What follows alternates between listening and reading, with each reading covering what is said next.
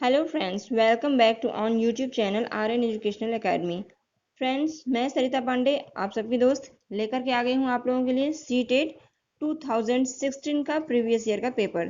तो चलिए देखते हैं आज का पेपर। आप जानते हैं 6 to 8 का हम एसएसटी का पोर्शन लेकर के आए हैं। एसएसटी हम देखेंगे दोस्तों, पूरे 60 क्वेश्चन इसमें होते हैं। तो चलिए देखते हैं 2016 का पेपर। 2016 का जो है दोस्तों, जैसा कि आप जानते हैं सीटेट का पेपर 1 ईयर में 2 बार होते हैं। तो फरवरी का हम करा चुके हैं। पिछला वीडियो हमारा फरवरी का था, 21 फरवरी का था 2016 का। उसे आप जाकर के देखिएगा प्लेलिस्ट में। और अब हम देखेंगे सितंबर माह का पेपर। तो 2011 से लेकर सारे प्रीवियस ईयर के पेपर हम करा रहे हैं, जिससे कि किसी भी तरह के कोई भी क्वेश्चन छूटने ना पाए। सारे क्वेश्चन कहाँ से आते हैं दोस्तों? एनसीईआरटी से आते हैं। और एनसीईआरटी से 6, 7, 8 की एनसीईआरटी से कैच किए हुए, कवर किए हुए ये सारे प्रीवियस ईयर में भी पेपर हैं। पेपर में क्वेश्चंस हैं जो कि हम करा रहे हैं। तो चलिए दोस्तों, स्टार्ट करते हैं हम अपना आज का वीडियो। 2016 का 6 to 8 का जूनियर लेवल सामाजिक अध्ययन का पेपर देखेंगे। पहला क्वेश्चन आपके स्क्रीन पर है। चलिए स्टार्ट करते हैं। संसार में प्रचलित रोपड़ कृषि की सही विशेषता का चयन निम्नलिखित में से कीजिए। आपके सामने 4 ऑप्शन हैं। आपको सही विशेषता बताना है, रोपड़ कृषि की विशेषता बताना है। तो दोस्तों, रोपड़ कृषि है क्या? देखिए, रोपड़ कृषि रोपड़ कृषि के मुख्य क्षेत्र देखिए कौन कौन से आते हैं। एशिया, अफ्रीका, दक्षिणी एवं मध्य अमेरिका, उष्ण एवं उपोष्ण कटिबंधीय प्रदेश, ये सब आते हैं रोपड़ कृषि। प्लांटेशन फार्मिंग, रोपड़ कृषि कहें तो प्लांटेशन फार्मिंग, तो ये होता है आपका कहाँ कहाँ? मुख्य क्षेत्र क्या है? एशिया है, अफ्रीका है, दक्षिण एवं मध्य अमेरिका है। और इसे उष्ण एवं उपोष्ण कटिबंधीय प्रदेश जो होते हैं वहाँ वहाँ पे होती है ये आपकी प्लांटेशन फार्मिंग। तो ये एक व्यापारिक कृषि है। ये जो कृषि है ना, ये एक तरीके से इनका क्या होता है? व्यापार होता है। अब कौन कौन सी चीजें व्यापार के अंतर्गत आती हैं? देखिए, आपका चाय हो गया, कहवा हो गया, रबड़, कोको, नारियल हुआ, केला, गन्ना, ये चीजें चाय, कहवा, रबड़, कोको, केला और गन्ना, ये सारी चीजें जो उगाई जाती हैं इस कृषि के अंतर्गत उगाई जाती हैं। इनकी विशेषता की बात करें, इसमें विशेषता पूछा गया तो विशेषता देखिए, इनमें बागानों का आकार बहुत बड़ा होता है। बागान, चाय और कॉफी की बात आप देख रहे होता है, तो बागानों का आकार बहुत बड़ा होता है। और विशेषता देखें तो इसमें जो होता है अधिक पूंजी निवेश और उच्च प्रबंध का तकनीकी एवं आधार एवं वैज्ञानिक विधियों का प्रयोग किया जाता है। इस कृषि का प्रारंभिक स्वरूप जो है लैटिन अमेरिका के देशों में प्राप्त होता है। प्रारंभिक स्वरूप स्टार्टिंग में इसका जो स्टार्टिंग था ऐसी कृषि का कहाँ से प्राप्त होता है इसका स्वरूप? तो प्रारंभिक स्वरूप जो होता है अमेरिका के देशों में प्राप्त होता है, लैटिन अमेरिका के देशों से।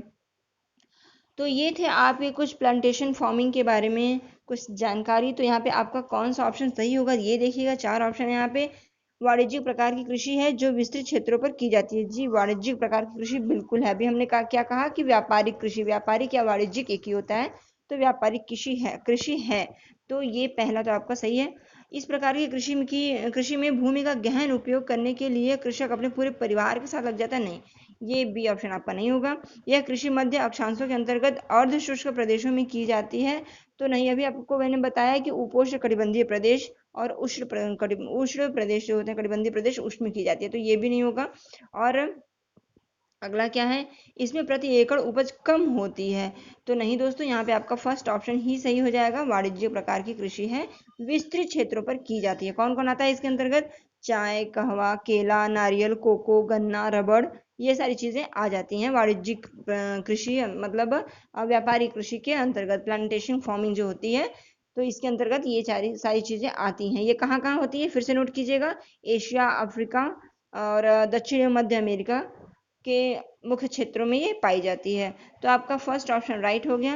दोस्तों, हम हर बार बताते हैं आपको, जब भी हमारा सेशन स्टार्ट होता है, हमारे वीडियोस आते हैं, तो आप एक नोटबुक और पेन लेके बैठिएगा, क्योंकि आंसर से अलग, आंसर से हट के, आंसर में और इंक्लूड होकर के कि अंदर और क्या कुछ है, जितनी भी जानकारी हमारे पास होगी हम ज़रूर देंगे। तो उसे आप नोट करने की कोशिश कीजिएगा, क्योंकि जो है यहाँ पर वो चीज़ें तो आपको मिल ही रही हैं जो लिखी हुई है, बट जो मैं बोल रही हूँ उसमें भी काफ़ी कुछ आपको इंपॉर्टेंट मिलता है जो कि यहाँ पे आपको लिखा हुआ नहीं मिलता है। तो मैं जो बोल रही हूँ उसमें जो कुछ भी आपको नॉलेज है तो बहुत अच्छी बात है, जो नहीं पता है उसे नोट करते जाएंगे तो आपके लिए काफ़ी बेहतर होगा।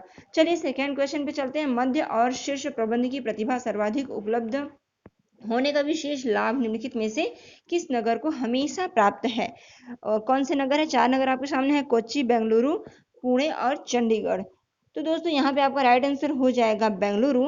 आपको बताते चले कि मध्य और शीर्ष प्रबंधन की प्रतिभा सर्वाधिक उपलब्ध होने का जो विशेष लाभ है बेंगलुरु को हमेशा प्राप्त होता है, इसलिए क्योंकि बेंगलुरु दक्कन के पठार में अवस्थित है, जहाँ से इसका नाम जो है सिलिकॉन पठार पड़ा। बेंगलुरु जो है दक्कन के पठार में अवस्थित है, नोट कीजिएगा, बेंगलुरु दक्कन के पठार में अवस्थित है और वहां से ही इसका नाम पड़ा क्या? सिलिकॉन पठार।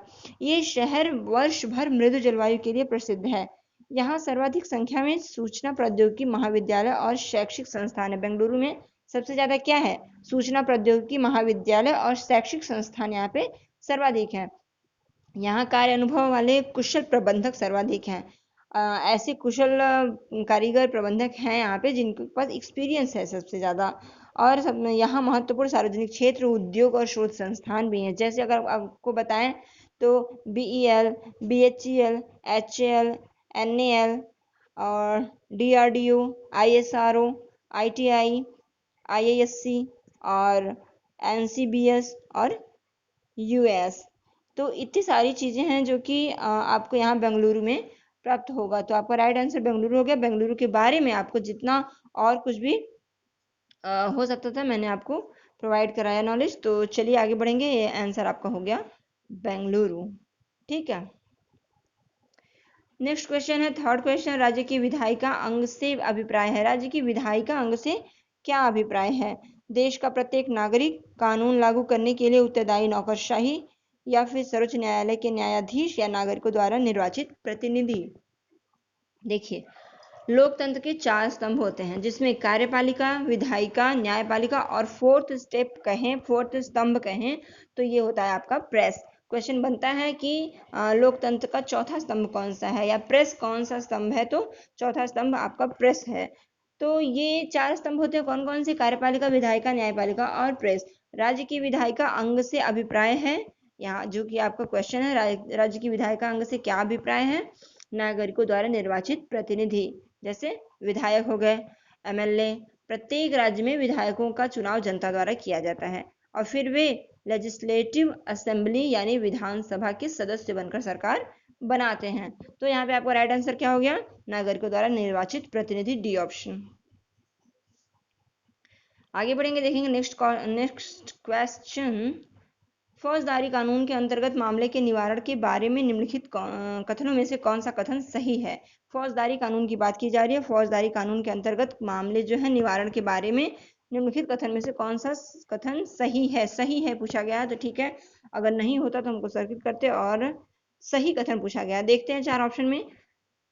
सबसे पहले न्यायालय के मामले को दर्ज कराया जाता है और इसके बाद पुलिस के पास प्रथम सूचना रिपोर्ट दर्ज कराई जाती है। एंड सेकेंड है कि सबसे पहले पुलिस के पास प्रथम सूचना रिपोर्ट दर्ज कराई जाती है, उसके बाद केवल प्रभावित पक्ष की ओर से संबंधित न्यायालय में याचिका दायर करानी होती है। नहीं, ये तो नहीं सही होगा क्योंकि केवल प्रभावित पक्ष की ओर से, ये तो गलत है। सबसे पहले पुलिस के पास प्रथम सूचना रिपोर्ट प्राथमिकी दर्ज कराई जाती है, बिल्कुल, और इसके बाद जो है अदालत में मामला दर्ज किया जाता है। ठीक, और प्रथम सूचना रिपोर्ट दर्ज नहीं कराई जाती तो ये तो होगा ही नहीं, क्योंकि प्रथम सूचना रिपोर्ट तो दर्ज कराई जाती है। सी ऑप्शन राइट हो गया दोस्तों आपका। देखिए, फौजदारी कानून के बारे में बताएं कि ये ऐसा व्यवहार या क्रियाओं से संबंधित होता है जिन्हें कानून में अपराध माना गया है। फौजदारी कानून जैसे चोरी, दहेज प्रथा और के लिए औरतों को तंग करना, हत्या आदि, ये सब संबंध फौजदारी में आते हैं। चोरी और दहेज के लिए औरतों को प्रताड़ित करना, हत्या का केस वगैरह, ये सब मर्डर वगैरह आ जाता है फौजदारी में।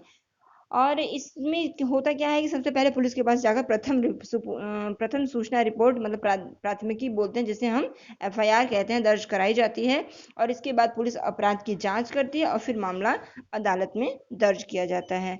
तो ये हो गया आपका सी ऑप्शन राइट। दोषी अगर पाया जाएगा तो फिर उसे जेल भेजा जा सकता है या फिर जुर्माना जो भी होगा वो किया जाएगा। बट आपका पहला प्रोसेस क्या होता है कि सूचना रिपोर्ट, जिसे हम एफआईआर कहते हैं, दर्ज की जाती है, उसके बाद मामला अदालत में जाता है। सी ऑप्शन आपका राइट हो गया। आगे बढ़ेंगे।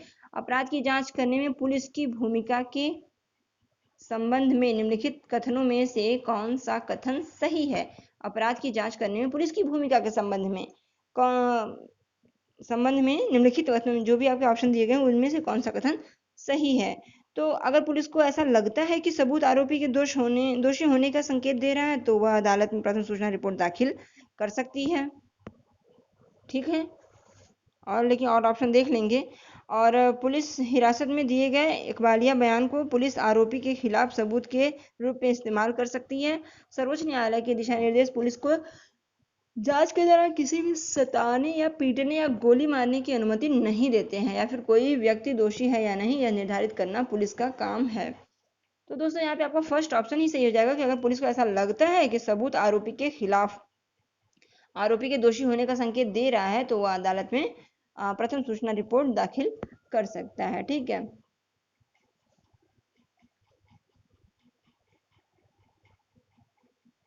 पुलिस का कार्य किसी अपराध के बारे में मिली शिकायत की जांच करना ही तो होता है। जांच करेंगे, फिर बयान दर्ज करेंगे, फिर जो भी होगा जो सबूत होंगे इकट्ठे करेंगे, और सबूत आरोपी के दोषी होने का संकेत देगा तो फिर अदालत में सूचना रिपोर्ट दर्ज की जाएगी, एफआईआर की जाएगी। और सर्वोच्च न्यायालय में अन्य महत्वपूर्ण तथ्य और क्या क्या हो सकता है? सर्वोच्च न्यायालय ने गिरफ्तारी, हिरासत और पूछताछ के लिए दिशा निर्देश पुलिस के लिए तय किए हैं। पुलिस के लिए कुछ दिशा निर्देश तय किए गए हैं जिसमें कि गिरफ्तार कर सकते हैं, वो हिरासत में लेकर के पूछताछ कर सकते हैं, पीटने या गोली मारने का अधिकार नहीं है, किसी छोटे से छोटे अपराध के लिए पुलिस किसी को भी सजा नहीं दे सकती है। ये कुछ दिशा निर्देश हैं पुलिस के लिए। तो यहाँ पे फर्स्ट ऑप्शन ही सही हो गया, राइट आंसर आपका हो जाएगा फर्स्ट ऑप्शन। चलेंगे आगे बढ़ेंगे और देखेंगे नेक्स्ट क्वेश्चन आपका है मौलिक अधिकार के विषय में। मौलिक अधिकार के विषय में निम्नलिखित दो कथनों पर विचार कीजिए। दो कथन आपके पास दिए गए हैं, मौलिक अधिकारों के विषय में विचार करना है। ए बी बी सी करके आपके ऑप्शन होंगे। तो संविधान से रिलेटेड ये क्वेश्चन है। चलिए देखते हैं आपका राइट आंसर क्या होता है। भारत के संविधान में दिए गए सभी मौलिक अधिकार न्यायालय में बाध्यकारी हैं, और शोषण के विरुद्ध अधिकार नागरिक को उच्च स्तर के न्यायालय में जाने के लिए अनुमति प्रदान करता है यदि वह समझता है कि निचले स्तर के न्यायालय द्वारा दिया गया निर्णय अन्यायपूर्ण है। सही विकल्प को चुनना है। देखिए ये दोनों चीजें आपने देखा, अब आगे आपके ऑप्शन है ए और बी दोनों सही हैं। तो हाँ बिल्कुल ए और बी दोनों सही तो है। ए और बी दोनों गलत है नहीं, सही है, बी गलत है। आपका फर्स्ट ऑप्शन ही हो जाएगा दोस्तों, ए और बी दोनों सही है। देखिए कैसे आपका ऑप्शन फर्स्ट सही होगा। देखिए संविधान के बारे में यहाँ पे कहा गया था, संविधान के भाग 3 में भाग 3 में अनुच्छेद जो है 12 से 35 तक जो है मूल अधिकारों का उसमें सब ब्यौरा दिया हुआ है। भाग 3 को भारत का मैग्ना कार्टा कहते हैं। क्वेश्चन बनता है यहाँ से, भाग 3 को भारत का मैग्ना कार्टा किसको कहते हैं? तो भाग 3 को भारत का मैग्ना कार्टा कहते हैं। और मौलिक अधिकार न्यायालय में बाध्यकारी है, न्यायोचित है, व्यक्तियों की अदालत जाने की अनुमति देते हैं जब भी इनका उल्लंघन हो। शोषण के विरुद्ध अधिकार अथवा अन्य मौलिक अधिकार नागरिक को उच्च स्तर के न्यायालय में जाने के लिए अनुमति प्रदान करता है यदि वह समझता है कि निचले स्तर के न्यायालय द्वारा दिया गया निर्णय अन्यायपूर्ण है। उसको मतलब वो उसको नहीं मानता है कि नहीं मुझे सही न्याय नहीं मिल पाया है, तो जा सकता है, क्योंकि इन्हें उच्चतम न्यायालय द्वारा गारंटी व सुरक्षा प्रदान की जाती है। हालांकि पीड़ित व्यक्ति सीधे उच्चतम न्यायालय जा सकता है अनुच्छेद जो 32 है उसके अकॉर्डिंग। और ये आवश्यक नहीं है कि केवल उच्च न्यायालय के खिलाफ ही वहां अपील को लेकर जाया जाए। तो यहाँ पे आपका पहला और दूसरा दोनों ऑप्शन सही हो जाता है। भारत के संविधान में दिए गए सभी मौलिक अधिकार न्यायालय में बाध्यकारी हैं, और शोषण के विरुद्ध अधिकार नागरिकों को अगर उच्च स्तर के न्यायालय में जाने के लिए अनुमति प्रदान करता है यदि वो समझे कि निचले स्तर में उसको पूरी तरीके से न्याय नहीं मिला हुआ है। ठीक है, आपका ये ऑप्शन सही हो जाएगा, दोनों सही है। भारतीय संविधान के किस अनुच्छेद का उल्लंघन हो रहा है? 370 का, 360 का, अनुच्छेद 15 का, अनुच्छेद 25 का? तो दोस्तों अनुच्छेद 15 का उल्लंघन हो रहा है। अगर बात करें कि अनुच्छेद 15 क्या है, देखिए उपर्युक्त विद्यार्थी रंजन के संबंध में ये संविधान के अनुच्छेद 15 का उल्लंघन हो रहा है। अनुच्छेद 15 के अनुसार राज्य केवल धर्म, मूल, वंश, जाति, लिंग या जन्मस्थान के आधार पर विभेद नहीं करेगा। अनुच्छेद 15(3) राज्य को यह अधिकार देता है कि राज्य स्त्रियों और बालकों के लिए विशेष उपबंध कर सकता है। संविधान के किस अनुच्छेद का उल्लंघन हो रहा है? तो यहाँ पर देखिए दिया गया है संविधान के किस अनुच्छेद का उल्लंघन हो रहा है और अनुच्छेद लिख दिया गया, बाकी आपको और कुछ विशेष चीज नहीं बताई गई है। तो यहाँ पर जो है अनुच्छेद 15 का उल्लंघन हो रहा है। क्यों? अनुच्छेद 15 में है क्या? अनुच्छेद 15 के अनुसार राज्य केवल धर्म, मूल, वंश, जाति, लिंग या जन्मस्थान के आधार पर विभेद नहीं करेगा, ये चीज है। तो अनुच्छेद 15(3) जो है राज्य को यह अधिकार देता है कि राज्य स्त्रियों और बालकों के विशेष उपबंध कर सकती है। ठीक, लेकिन ये हो नहीं रहा है, तो क्या हो रहा है? आपका अनुच्छेद 15 हो जाएगा इस समय।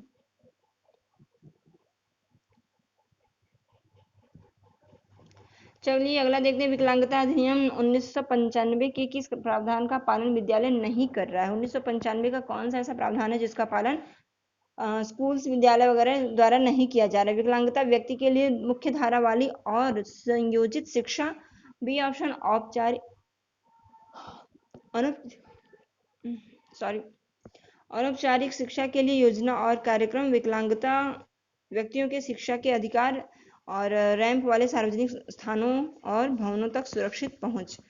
यहाँ पर देखिए आपका डी ऑप्शन सही हो जाएगा कि रैंप वाले जो सार्वजनिक स्थान है, भवन है, वहां पे सुरक्षित पहुंच जो है। विकलांगता अधिनियम 1995 कहता है कि विकलांगता व्यक्तियों को सभी समान अधिकार प्राप्त हैं और समाज में उनकी भागीदारी संभव बनाना सरकार का दायित्व है। सरकार को उन्हें निःशुल्क शिक्षा देनी चाहिए। विकलांग बच्चों को स्कूल की मुख्यधारा में सम्मिलित करना चाहिए। कानून यह भी कहता है कि सभी सार्वजनिक स्थल जैसे भवन, स्कूल आदि, जैसे जहाँ पे ढलान है, जहाँ पे रैंप वगैरह बनाए जाने चाहिए, वहां पर विकलांगों को के लिए पहुंचना वहां पे बच्चों का सरल हो सके। तो विद्यालय में रैंप, ढलान वाले सार्वजनिक स्थलों और भवनों तक पहुंचने के प्रावधान का उल्लंघन कर रहा है।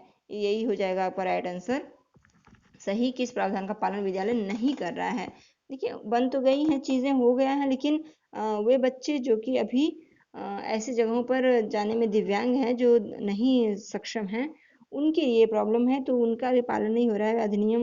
विकलांगता अधिनियम 1995 के का प्रावधान जो है इसका पालन नहीं हो पा रहा है। कि कहा गया है कि जहाँ पे ऐसी जगह है जहाँ जाना है तो वहाँ रैंप और ढलान होना चाहिए, जहाँ से बच्चे सुविधापूर्वक, आसानीपूर्वक पहुंच सकें, उनको ले जाया जा सके, इससे उन्हें वंचित ना किया जाए।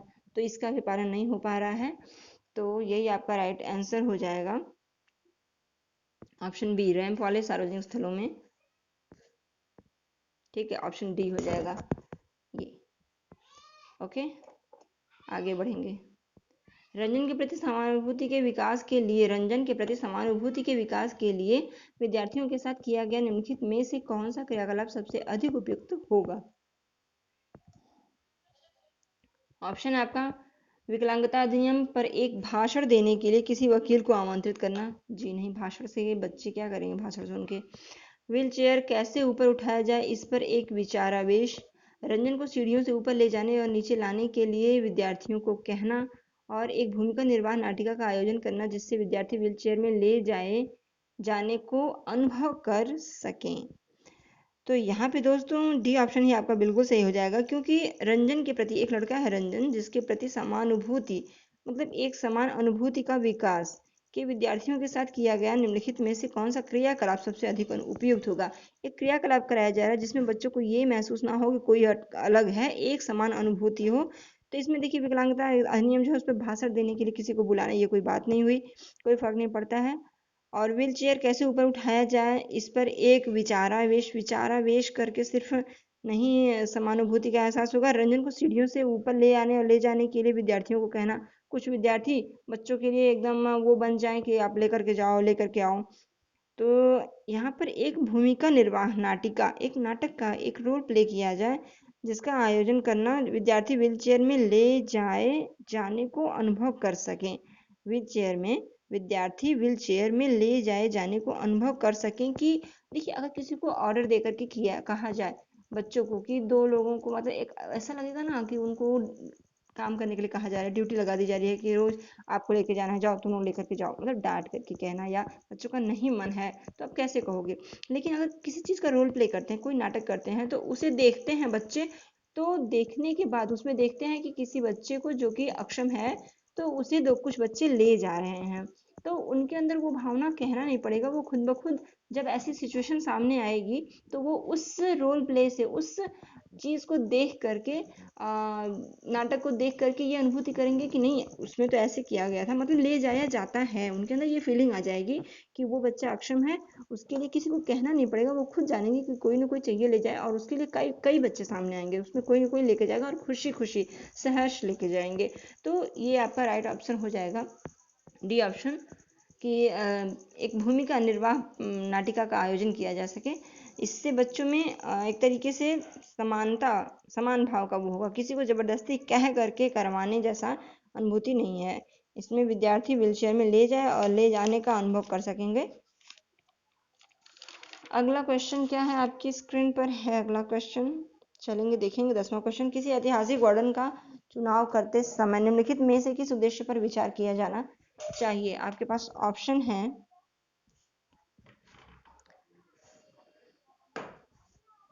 कारणात्मक संबंध और निष्कर्ष स्थापित करना, मूल्यपरक निर्णय देना, लोकप्रिय घटनाओं को उजागर करना, या प्रसिद्ध व्यक्तियों या का मूल्यवर्धन करना। तो यहाँ पे आपका देखिए फर्स्ट ऑप्शन ही बिल्कुल राइट हो जाएगा। किसी ऐतिहासिक वर्णन का चुनाव करते समय कारणात्मक संबंध और निष्कर्ष स्थापित करने के उद्देश्य पर विचार किया जाना चाहिए। पहला ऑप्शन आपका हो जाएगा राइट। ठीक है, नेक्स्ट क्वेश्चन देखेंगे, जो कि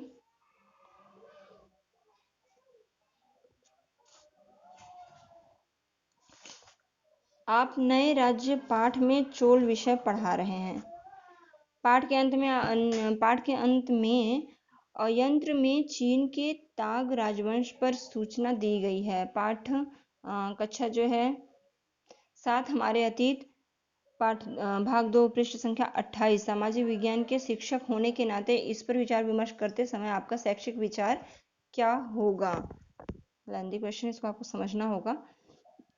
चलिए देखते हैं क्या होगा अगर आप उस कक्षा 7 का जो है हमारे अतीत, पृष्ठ संख्या दिया है, पाठ 2 दिया है, ये सारा कुछ अगर आप पढ़ाते हैं तो उस समय आप शिक्षक होने के नाते विचार विमर्श करते समय आपका शैक्षिक विचार क्या होगा।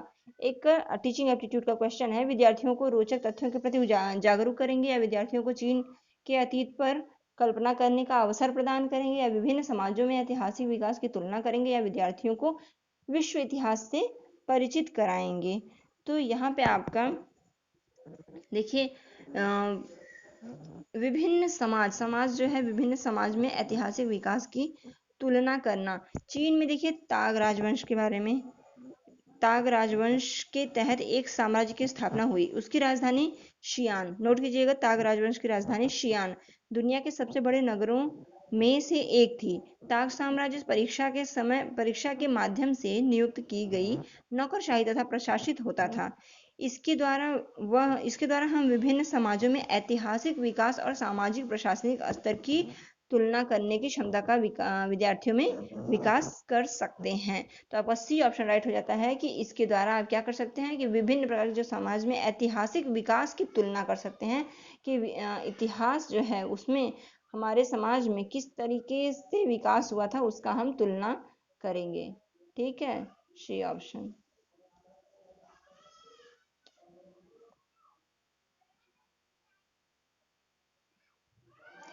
नेक्स्ट क्वेश्चन है, आप देखते हैं कि सामाजिक विज्ञान की कक्षा में विद्यार्थी कुछ पूर्वाग्रहों का प्रदर्शन करते हैं। आपकी सबसे उपयुक्त प्रतिक्रिया चुनिए। सबसे उपयुक्त प्रतिक्रिया क्या होगी। पढ़ाए जा रहे अध्याय को पढ़ना बंद कर दूंगा, या सामाजिक यथार्थ के आयामों पर एक परिचर्चा का आयोजन करूंगा, या इन टिप्पणियों पर ध्यान नहीं दूंगा, या विद्यार्थियों को दंडित करूंगा।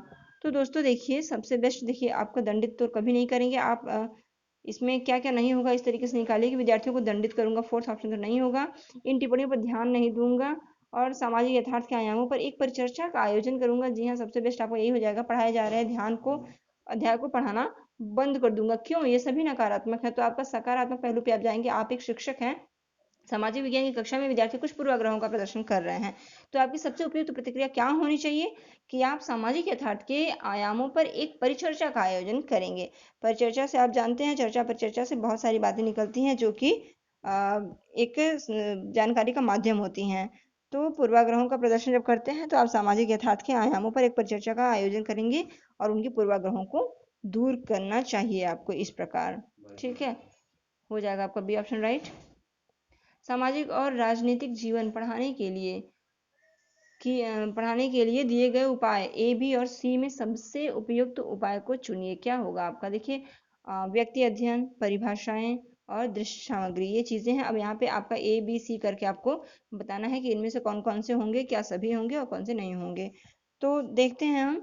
देखिए यहाँ पर आपका पहला और तीसरा, पहला है क्या? व्यक्ति अध्ययन, केस स्टडी, किसी का अध्ययन करेंगे आप, तो व्यक्ति अध्ययन और परिभाषाएं नहीं, दृश्य सामग्रियां। जी हाँ, आप दूसरा को छोड़ दीजिए। परिभाषाएं किसी की इंपॉर्टेंट नहीं होती हैं। परिभाषाएं जैसे कि अभी इस समय में कभी किसी की परिभाषा आ गई तो ठीक है, बड़े लोगों के लिए ठीक है, देना चाहिए, पता होना चाहिए। लेकिन परिभाषा कैसे याद होगा? छोटे बच्चों को परिभाषा याद नहीं हो पाती है। परिभाषा एक रटने जैसी चीज हो गई है, तो परिभाषा पे बल नहीं देते हैं, व्याख्या पे बल नहीं देते हैं हम। तो यहाँ पे क्या चीज बेस्ट होगा? व्यक्ति अध्ययन और दृश्य सामग्री, पहला और तीसरा। देखिए, सामाजिक अध्ययन राजनीतिक जीवन को पढ़ाने के लिए आपका परिभाषाओं का उपयोग करने से बचा गया है। इसके बजाय वृत्तांतों और किसी भी अध्ययन, मैंने बताया ना, केस स्टडी का उपयोग अवधारणाओं को समझाने के लिए बेस्ट होता है। और दूसरा हो जाएगा दृश्य सामग्रियां। इससे ये लाभ होगा कि बच्चे चित्रों को जीवंत प्रस्तुति के सहारे विषय वस्तु को ज्यादा गहराई से जुड़ पाएंगे, समझ पाएंगे। ठीक है, तो आपका यहाँ पे पहला और तीसरा किसमें है? पहला और तीसरा आपका डी ऑप्शन है, पहला और तीसरा। ठीक है, डी ऑप्शन हो जाएगा पहला और तीसरा। आगे बढ़ेंगे। पाठांत प्रश्नों का सबसे उपयुक्त उपयोग है। पाठांत प्रश्नों का सबसे उपयुक्त उपयोग है परीक्षा के लिए प्रश्न सुझाना, अध्याय से महत्वपूर्ण भागों की पहचान करना, सीखे हुए को समझने में तथा अपने शब्दों में व्यक्त करने में विद्यार्थियों को सक्षम बनाना, या विद्यार्थियों के लिए अध्याय का सारांश प्रस्तुत करने में शिक्षकों की सहायता करना। तो यहाँ पे देखिए, आपका पाठांत प्रश्नों का सबसे उपयुक्त उपयोग पूछ रहा है, तो सबसे उपयुक्त उपयोग आपका होगा, देखिए, परीक्षा के लिए प्रश्न सुझाना नहीं, बिल्कुल नहीं। और अध्याय से महत्वपूर्ण भागों की पहचान करना, अध्याय में जो महत्वपूर्ण भाग हैं सिर्फ उन्हीं की पहचान करना है। सीखे हुए को समझने के लिए अपने शब्दों में व्यक्त करने, बिल्कुल सही हो जाएगा आपका सी ऑप्शन। जो कुछ भी हमने सीखा है उसको हम समझें, उसको हम एनालिसिस करें और फिर अपने शब्दों में व्यक्त करने में विद्यार्थियों को सक्षम बनाना।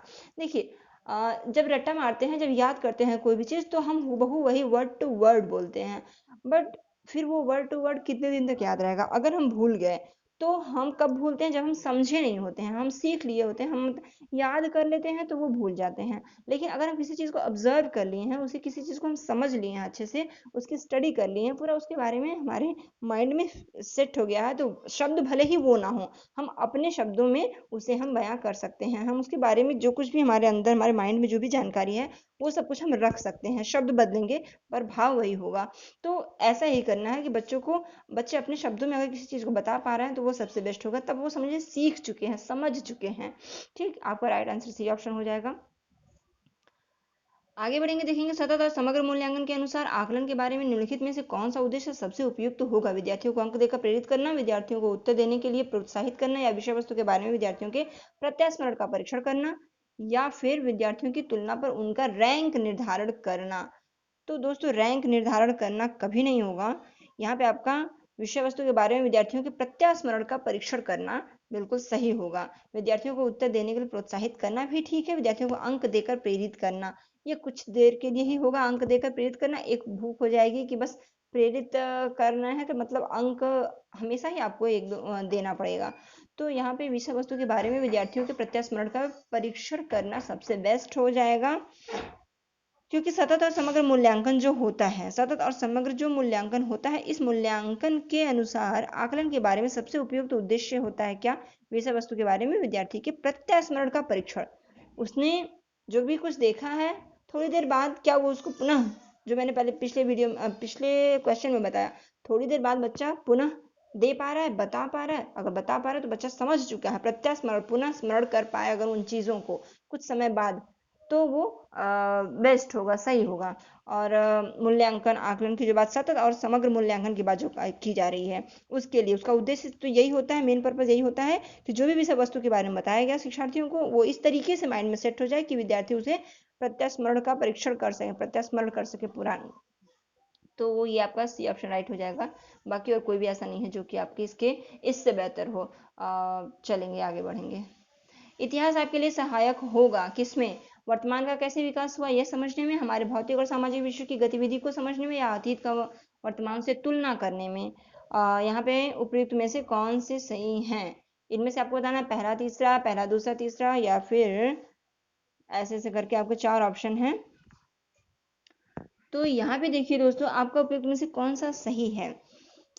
आपका यहाँ पे पहला और तीसरा सही लग रहा है। क्यों? कि वर्तमान का कैसे विकास हुआ यह समझें, यह समझने में इतिहास आपके लिए सहायक होगा। इतिहास को हम कैसे यूजफुल अपने लिए कर सकते हैं, क्या मेरे किस काम आ सकता है, वर्तमान का कैसे विकास हुआ। हिस्ट्री में जाएंगे तभी पता चलेगा कैसे वर्तमान आया, वर्तमान का कैसे विकास हुआ, और हमारे भौतिक और सामाजिक विश्व की गतिविधि को समझने में नहीं। इतिहास भौतिक और सामाजिक विश्व की गतिविधि को समझने में नहीं, हाँ अतीत और वर्तमान में जो है एक टैली करने में, तुलना करने में जरूर सहायक होगा। तो इतिहास की बात अगर करें तो हमारा इतिहास जो है भौतिक और सामाजिक गतिविधियां इस समय जो है उसमें इतिहास का क्या योगदान दोस्तों, वो तो नहीं होगा। तो ये आपका नहीं होगा। अगर पूछता कि सहायक नहीं होगा तो आपका बी ऑप्शन सही जाता, बट राइट हो जाएगा आपका फर्स्ट, वर्तमान को कैसे विकास हुआ ये समझने में, और अतीत का वर्तमान से तुलना करने में। अतीत क्या था, हिस्ट्री के द्वारा हमको पता चलेगा, वर्तमान क्या है ये आज हम जान रहे हैं, तो इन दोनों में तुलना हम कर पाएंगे, इतिहास को जानेंगे, अतीत को जानेंगे तब।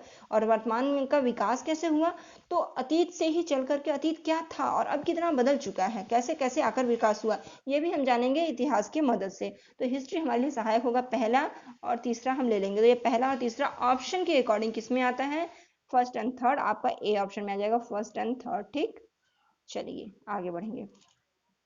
एक शिक्षक भारत के विभाजन पर प्राथमिक स्रोतों पर आधारित एक कार्य योजना प्रोजेक्ट करवाना चाहता है। निम्नलिखित में से कौन सा प्राथमिक स्रोत नहीं है? क्वेश्चन की फॉर्म नेगेटिव, तो ध्यान रखेंगे, सर्कल करना है। तो अब कौन सा नहीं होगा? आत्मकथाएं, समाचार पत्रों का पूरा लेखागार, या मौखिक इतिहास, या उपन्यास। तो यहाँ पे देखिए दोस्तों, क्वेश्चन की फॉर्म नेगेटिव है, तो नेगेटिव में कौन सा नहीं होगा? देखिए मौखिक इतिहास नहीं होगा, क्योंकि आत्मकथाएं, समाचार पत्रों का पूरा लेख और उपन्यास, ये सभी चीजें जो है आ जाएंगी आपकी भारत के विभाजन पर प्राथमिक स्रोत की बात की जा रही है। प्राथमिक स्रोत पर आधारित एक कार्य योजना के लिए स्रोत जो है आत्मकथाएं हैं, समाचार पत्रों द्वारा पूरा लेखागार है, और उपन्यास है। क्या नहीं है? तो मौखिक इतिहास नहीं है। प्राथमिक स्रोत मौखिक इतिहास नहीं होता है, क्योंकि मौखिक मतलब ऐसे ही मुख से बोला हुआ, वो कोई कैसे बोलेगा, जब वो कहीं देखा और सुना होगा तब ना। तो जहां देखा सुना गया वो प्राथमिक होगा, ये मौखिक जो है प्राथमिक नहीं होगा। तो प्राथमिक स्रोत नहीं है, आपका ऑप्शन सी हो जाएगा, प्राथमिक स्रोत नहीं है। ठीक है, आगे बढ़ेंगे। उच्च प्राथमिक स्तर पर निम्नलिखित में से किस विषय को सामाजिक विज्ञान में सम्मिलित नहीं किया गया है? तो ये आप कई बार क्वेश्चन देख चुके होंगे, किस कौन कौन से विषय को सम्मिलित किया गया है। तो अब यहाँ पे नहीं करके आ गया तो आप इजिली निकाल सकते हैं, क्योंकि आप जानते हैं किसे किसे सम्मिलित किया गया है। इतिहास, मनोविज्ञान, राजनीति विज्ञान और भूगोल। तो बताइएगा किसे सम्मिलित नहीं किया गया है। देखिए उच्च प्राथमिक स्तर पर जहाँ सामाजिक विज्ञान में मनोविज्ञान को सम्मिलित नहीं किया गया है, क्योंकि साइकोलॉजी तो अब आप पढ़ रहे हैं ना, मनोविज्ञान पहले कहाँ रहा है।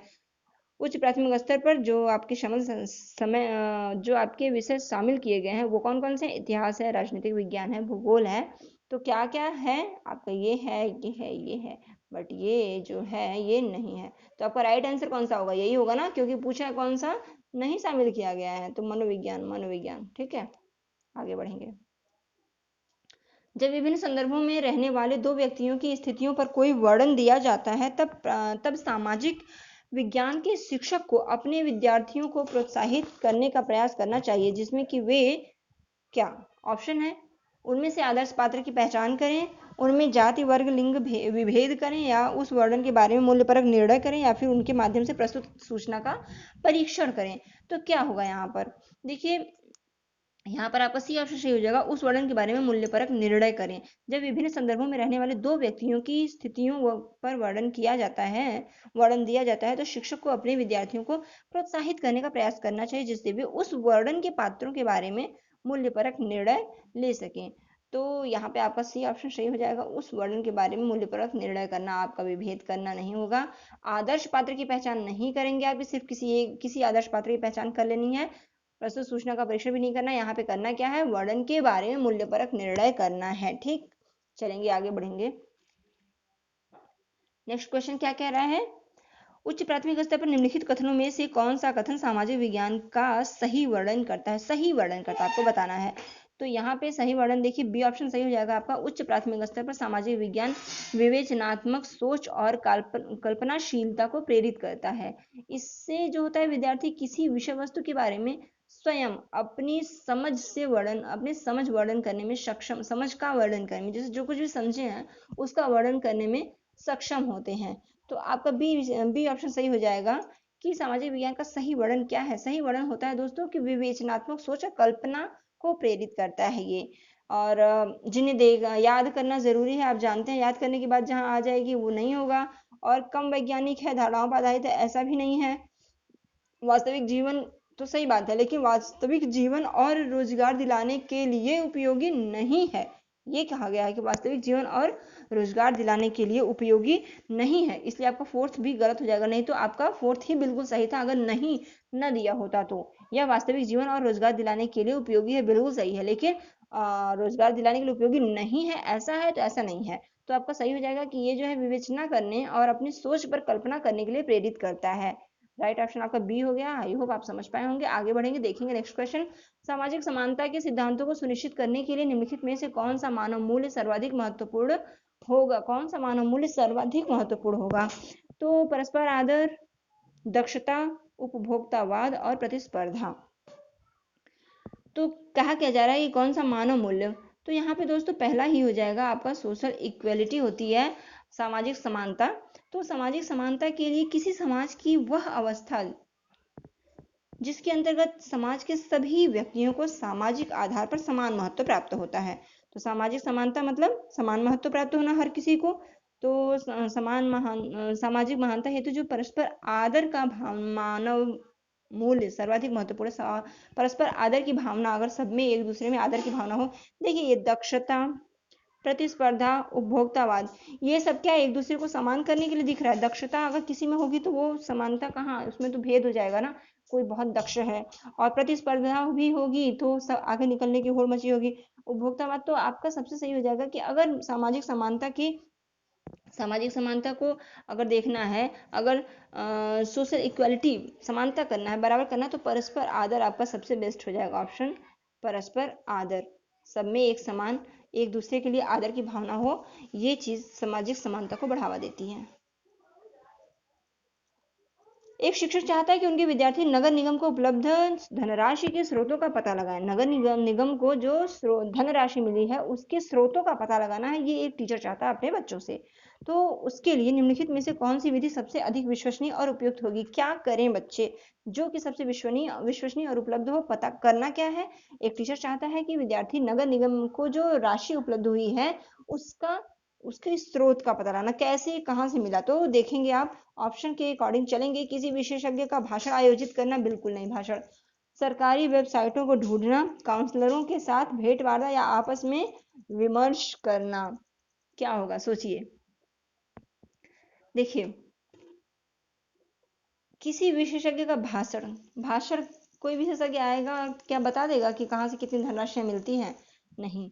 तो यहाँ पे काउंसलरों के साथ भेंट वार्ता और आपस में विमर्श करना, ये चीजें ठीक तो है, लेकिन आपस में विमर्श करने पर आप वहां नहीं पहुंच पाओगे। जरूरी नहीं है कि सारे स्रोत आपको पता हों।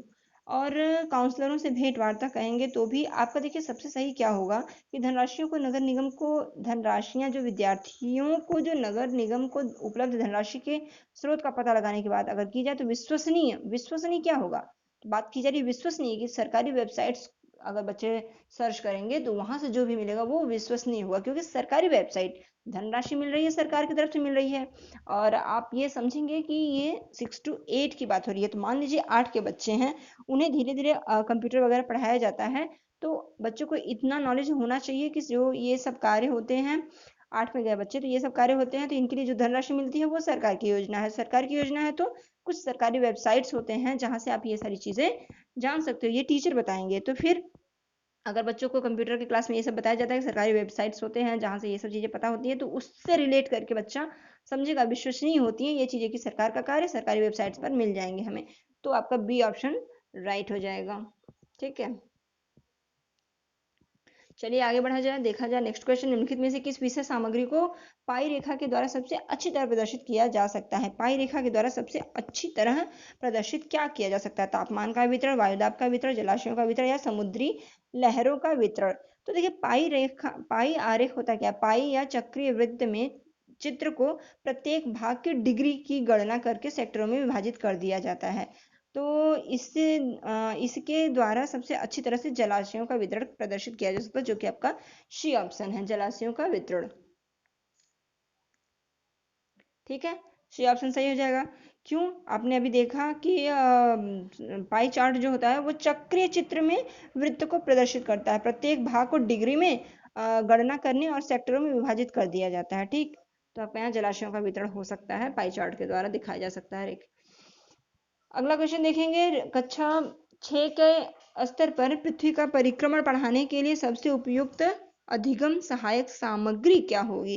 देखिए सबसे उपयुक्त अधिगम सहायक सामग्री अगर पढ़ाना है, वो 6 के बच्चों को पढ़ाना है, तो चार्ट, ग्लोब, एटलस और मानचित्र में इन चारों में से क्या सबसे बेस्ट होगा? पढ़ाना क्या है? पृथ्वी का परिक्रमण। देखिए अगर कक्षा 6 के बच्चों को पृथ्वी का परिक्रमण पढ़ाने के लिए सबसे उपयुक्त सहायक सामग्री तो आपकी चार्ट हो जाएगी। कैसे होगी? जबकि देखिए पृथ्वी का घूर्णन और पृथ्वी की जानकारी के लिए सबसे उपयुक्त सामग्री ग्लोब होगा। तो यहाँ क्या रहा है? पृथ्वी का परिक्रमण पढ़ाने के लिए सबसे उपयुक्त अधिगम सहायक सामग्री चार्ट होगी, जबकि पृथ्वी का घूर्णन, जब घूर्णन पढ़ाना होगा तो उस समय ग्लोब का यूज कर सकते हैं आप, लेकिन जब परिक्रमण पढ़ाना है पृथ्वी का तो उस समय आपका चार्ट जो होता है उसका आप यूज करेंगे तो वो ज्यादा बेस्ट होगा। तो आपका पहला ऑप्शन सही हो जाएगा, चार्ट। अगला क्वेश्चन है, दो विषयों में ए और बी पर विचार कीजिए और लिंग समानता के बारे में चर्चा करने के लिए सही विषय को चुनिए। क्या है?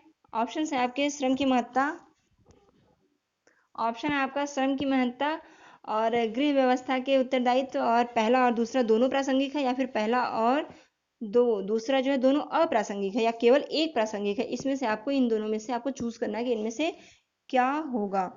तो यहाँ पर देखेंगे हम क्या अप्रासंगिक है, ये देखना है।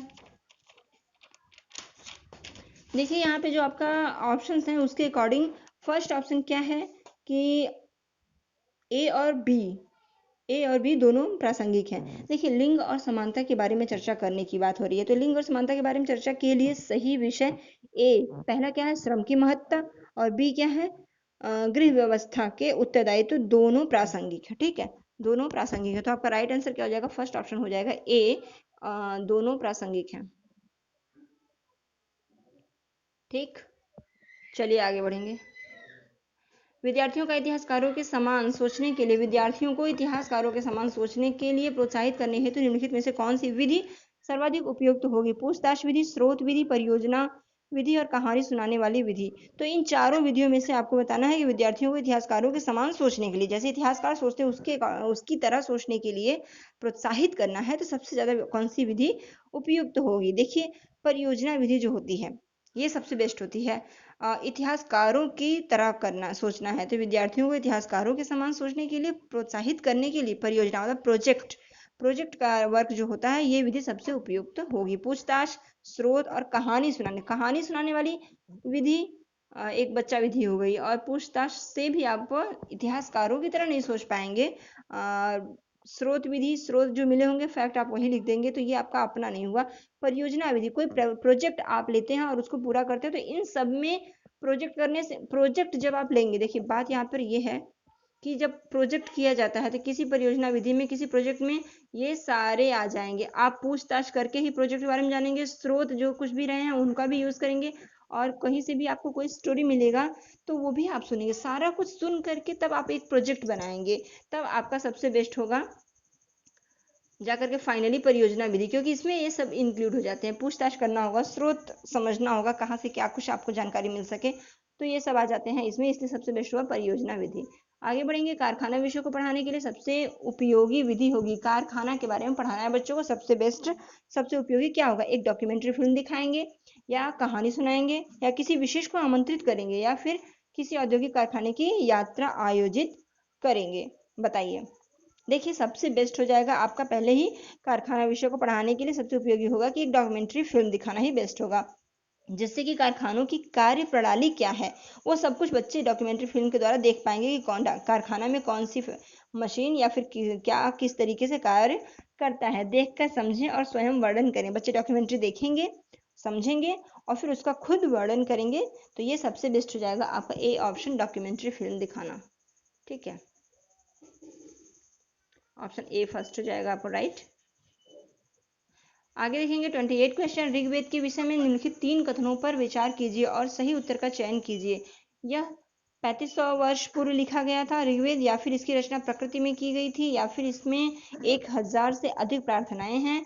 और फिर आपका ऑप्शन है पहला ए, तीसरा सही है, पहला और दूसरा गलत है, या पहला गलत है, दूसरा और तीसरा सही है, पहला सही है या दूसरा और तीसरा गलत है, दूसरा सही है या पहला और तीसरा गलत है। ऐसे ऑप्शंस में कंफ्यूजन होता है दोस्तों, बट पेशेंस रखिएगा और समझिएगा। ऋग्वेद के बारे में जो भी आपके पास नॉलेज है, उस नॉलेज को उस आंसर पे ठीक समझिए, और फिर उसके बाद उसको एक अलग जगह उसको टिक करिए कि सही होता क्या। देखिए, वेदों के बारे में पहले जान लेते हैं। देखिए, वेद 4 होते हैं।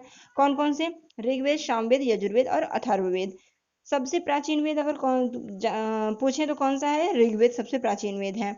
इसकी रचना लगभग 1200 वर्ष पूर्व हुई थी। अब बताइए, ऋग्वेद की ही बात हो रही है और रचना जो है 12 वर्ष पूर्व हुई थी, तो यहाँ क्या कह रहा है ऋग्वेद के विषय में? अब आपका पहला ऑप्शन क्या हुआ? ये 3500 वर्ष पूर्व लिखा गया था, आपका गलत हो गया। पहला ऑप्शन आपका यहाँ पे कट हो गया। ठीक, आगे क्या है?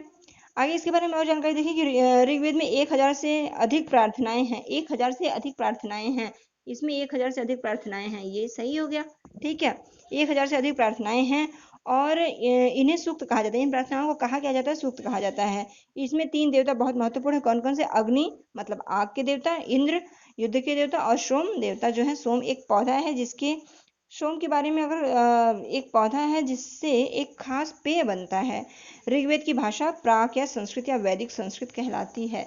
ऋग्वेद की भाषा प्राक संस्कृत या वैदिक संस्कृत कहलाती है। तो आपका बी ऑप्शन सही हो जाएगा। बी ऑप्शन में है क्या? एक गलत है, दूसरा तीसरा सही है। एक गलत है और दूसरा तीसरा सही है, तो आपका ऑप्शन हो जाएगा पहला गलत, दूसरा तीसरा सही। बी ऑप्शन आपका राइट हो जाएगा। इस तरीके से समझेंगे, समझने के बाद ऑप्शन पे आके उसको सेट करेंगे तो आपका सही ऑप्शन आ जाएगा। ठीक है, आगे बढ़ेंगे। माना कि पर्वत हवाई द्वीप सागर की सतह के नीचे स्थित है और उसकी ऊंचाई एवरेस्ट पर्वत से भी अधिक है। यह निम्नलिखित में से किसमें स्थित है? आर्कटिक महासागर में, हिंद महासागर में, अटलांटिक महासागर में, या फिर प्रशांत महासागर में? तो देखिए, आपका जो क्वेश्चन है मोनाकी पर्वत हवाई द्वीप से है, तो ये जो है मोनाकी पर्वत हवाई द्वीप है कहाँ? संयुक्त राज्य अमेरिका में है। नोट कीजिएगा, मोनाकी पर्वत हवाई द्वीप है कहाँ? संयुक्त राज्य अमेरिका में है। संयुक्त राज्य अमेरिका के नजदीकी प्रशांत महासागर में स्थित है। यह प्रशांत महासागर की सतह के नीचे स्थित है और इसकी ऊंचाई एवरेस्ट पर्वत से भी अधिक है। तो यह एक ज्वालामुखी है। कैसा ज्वालामुखी है? सुप्त जो है पर्वत है ये। तो यहाँ पे आपका देखिए डी ऑप्शन सही हो जाएगा, प्रशांत महासागर। प्रशांत महासागर आपका राइट आंसर हो जाएगा, प्रशांत महासागर। देखिए दोस्तों, क्वेश्चन कंफ्यूज करते हैं तब जबकि उसके बारे में पता नहीं होता है। अभी आपके सामने ये क्वेश्चंस आ रहे हैं। मोनाकी पर्वत आप समझ रहे हैं, ये हवाई द्वीप मोनाकी पर्वत जो है संयुक्त राज्य अमेरिका में है। आज आपके सामने ये क्वेश्चन आया है, आप फिर एक बार दो बार वीडियो सुनेंगे और समझेंगे तो फिर ये क्वेश्चन आपके दिमाग में बिल्कुल सेट हो जाएगा। अब आगे जब क्वेश्चन आपके एग्जाम पेपर में आएगा तो आपके लिए बहुत ही ईजी हो जाएगा। ये बहुत ही ईजी आपके लिए हो जाएगा इसको कर पाना, कि ये क्वेश्चन जो है आप देख चुके हैं, पढ़ चुके हैं। ठीक है, तो आगे बढ़ेंगे, हम देखेंगे। ये क्वेश्चन आपका डी ऑप्शन सही हो गया। विनय पिटक एक ग्रंथ है। 30 नंबर का क्वेश्चन है। विनय पिटक एक ग्रंथ है जो अभिलेखित करता है बौद्धों के नियम, जैन धर्म की शिक्षाएं, वैदिक कर्मकांड, शिक्षकों के मध्य बातचीत। विनय पिटक क्या है? देखिए, विनय पिटक जो है एक ग्रंथ है। विनय पिटक के बारे में बहुत सारी जानकारी आपको मिल सकती हैं, नोट कीजिएगा दोस्तों। विनय पिटक जो है, त्रिपिटक जो है पाली भाषा में बौद्ध धर्म का प्रमुख ग्रंथ है और सभी बौद्ध संप्रदाय, कौन कौन से, महायान, थेरवाद, वज्रयान आदि, ये सभी जो संप्रदाय थे ये मानते हैं। इसमें भगवान बुद्ध के उपदेशों को संग्रहित किया जाएगा। जो भी आपको इंपॉर्टेंट लगे नोट कीजिएगा। भगवान बुद्ध के उपदेशों को संग्रहित किया जाता है। त्रिपिटक को 3 भागों में विभाजित किया गया है। कौन कौन सा? विनय पिटक, सुत्त पिटक और अधिधम्म पिटक। नोट कीजिएगा, त्रिपिटक को 3 भागों में विभाजित किया गया है, विनय पिटक, सुत्त पिटक और अधिधम्म पिटक। विनय पिटक क्या है? विनय पिटक है, इनमें नियम दिए गए होते हैं जो भिक्षु संघ के लिए बनाए गए थे। और सुत्त पिटक में इसमें बौद्ध धर्म के सिद्धांतों को स्पष्ट किया गया है। ये 5 निकायों में बटा है। कौन कौन सा? नोट कीजिएगा, दीर्घ निकाय, मध्यम निकाय, संयुक्त निकाय, अगुत्तर निकाय और खुद्दक निकाय। ये 5 निकायों में सुत्त पिटक को बांटा गया है। एक बार फिर रिवाइज करती हूँ, दीर्घ निकाय, मध्यम निकाय, संयुक्त निकाय, अगुत्तर निकाय और खुद्दक निकाय, ये सुत्त पिटक का हो गया। अभी अधिधम्म पिटक के बारे में देखें कि इसमें जो है धम्म और क्रियाकलापों की व्याख्या दार्शनिक ढंग से की गई है। वेदों में जिस तरह ब्राह्मण ग्रंथ है, वेदों में जिस तरीके से ब्राह्मण ग्रंथ है, उसी तरह पिटकों में अधिधम्म एक पिटक है। ठीक है, तो ये आपकी कुछ जानकारियां हो गई। आपका ऑप्शन विनय पिटक एक ग्रंथ है जो अभिलेखित करता है, किसे अभिलेखित करता है? बौद्ध धर्मों के नियम को। आपका पहला ऑप्शन ही सही हो गया, क्योंकि बात हो रही थी विनय पिटक की। तो विनय पिटक जो है बौद्ध धर्मों के नियमों को अभिलेखित करता है। ठीक है, आपका पहला ऑप्शन ही सही हो गया। तो दोस्तों यहाँ पे 30 क्वेश्चन पूरे हो गए। अब नेक्स्ट 31 से लेकर 60 तक हम पार्ट 2 में लेकर के आएंगे, जो कि आपका पूरा 60 क्वेश्चन कवर कर देगा। 30 क्वेश्चन हो चुका है, ये सारे आपके नॉलेज बेस्ड क्वेश्चन थे, कुछ इसमें एप्टीट्यूड भी थे, बट आगे आपको ज्यादातर एप्टीट्यूड के क्वेश्चन मिलेंगे, टीचिंग एप्टीट्यूड के। तो चलिए, आज के लिए बस इतना ही। अगले वीडियो में फिर मिलेंगे। अगर आपको हमारा सेशन अच्छा लगा हो तो प्लीज लाइक कीजिएगा, सब्सक्राइब कीजिएगा और अपने दोस्तों को शेयर जरूर कीजिएगा। आज के लिए इतना ही, अगले वीडियो में फिर मिलेंगे। नमस्कार।